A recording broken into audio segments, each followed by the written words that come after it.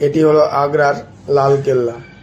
আগ্রা শহরে যতগুলো দর্শনীয় স্থান আছে তার মধ্যে উল্লেখযোগ্য একটি দর্শনীয় স্থান হলো এই লালকেল্লাটি।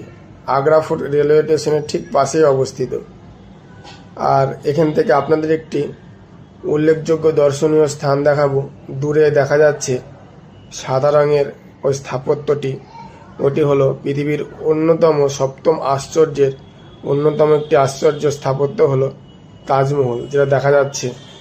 আর সামনে দিয়ে যাচ্ছে যমুনা নদী, আর এটা দেখা যাচ্ছে আগ্রা ফোর্ট রেলওয়ে স্টেশন পার করেই রেলওয়ে ব্রিজটা, আমাদের হাওড়া শিয়ালদা কলকাতা আসার জন্য এই রেলওয়ে ব্রিজটা পার হতে হয়। আর ওই দূরের স্থাপত্যটি হলো সাদা রঙের যেটা আছে তাজমহল।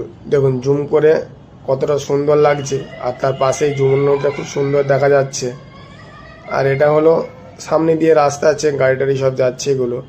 তবে এখান থেকে তাজমহলটি দেখতে খুব সুন্দর লাগে, এবং এর আশপাশ দিয়ে বাগান করা আছে, এবং এখানে ইংরাজিতে হিন্দিতে সব লেখা আছে আগ্রা ফোর্ট বলে যে স্থাপত্য, তার নামটা এখানে লেখা আছে। এবার এখান থেকেই তাজমহলটি খুব সুন্দর দেখা যায়।